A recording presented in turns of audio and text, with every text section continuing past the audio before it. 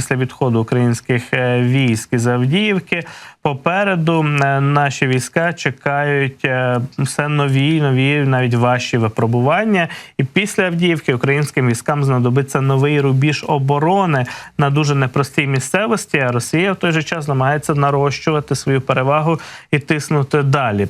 То, що журналіст, який писав цю статтю про Авдіївку, власне, для американської аудиторії, в Нью-Йорк Таймс, аудиторії Нью-Йорк Таймс пише про те, що після захоплення Авдіївки лінія фронту пересунулася далі на захід.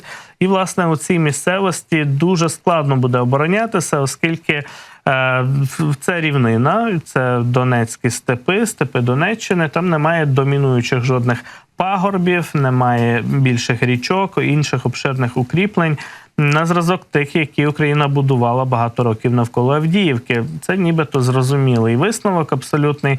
Цитує також цей же журналіст і експерта Майка Кофмана із фонду Карнегі у Вашингтоні. Він експерт якраз із Росії. Часто Майк Кофман відвідує фронт і пише свої висновки, публікує свої висновки стосовно того, що відбувається на фронті в Україні, і, власне, коментує цей експерт ситуацію наступним чином. Він пише, що в українських військ зараз немає добре налагодженої другої лінії, до якої можна було би перейти спокійно в ході, власне, оборонної операції. Зараз дуже багато чого залежить від налагодження таких оборонних споруд на другій лінії і якраз змоги українських військ там укріпитися. Також багато залежить від того, чи зможуть російські війська продовжувати свій натиск, чи їхній імпульс у ході боїв за Авдіївку вже вичерпався, а втрати російських військ доволі таки серйозні і високі. Вони в рази більші за українські втрати в ході битви за Авдіївку, так,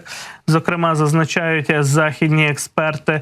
Ну і зараз багато чого залежить, чи Росія зможе продовжувати в тому ж темпі, оскільки багато було кинуто, скажімо так, у горнило війни вже безпосередньо в ході боїв за Авдіївку.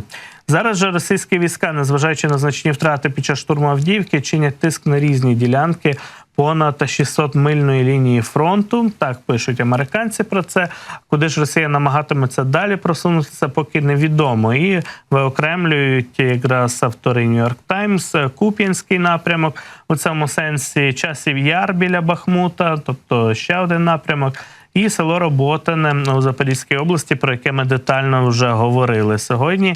Отже, ті три напрямки, вони очевидні і виокремлюють їх, власне, навіть американські журналісти, американські автори із New York Times.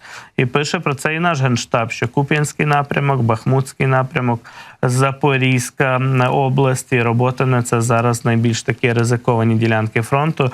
Ну і біля Авдіївки тиск ворога може продовжитися. Все залежить від стану того контингенту, який там був сконцентрований. Ну і про важливість оборонних ліній, якраз оборонних споруд і ліній, теж згадував Рустем Умєров, міністр оборони України. Його Нью-Йорк Таймс теж не забули процитувати у цьому сенсі. Пишуть про те, що за останні місяці глибокі протитанкові рови з'явилися навколо багатьох східноукраїнських міст і поблизу Авдіївки, і на Донеччині, таких як Покровськ. І, відповідно, якраз серед вивчених уроків в ході битви за Авдіївку Україна засвоїла те, що треба активніше будувати фортифікації та укріплення. Здавалося би, нічого тут надзвичайного немає, цей урок можна було і раніше вивчити, але бачимо, що реальність сама підштовхує і нашу владу до подібних висновків.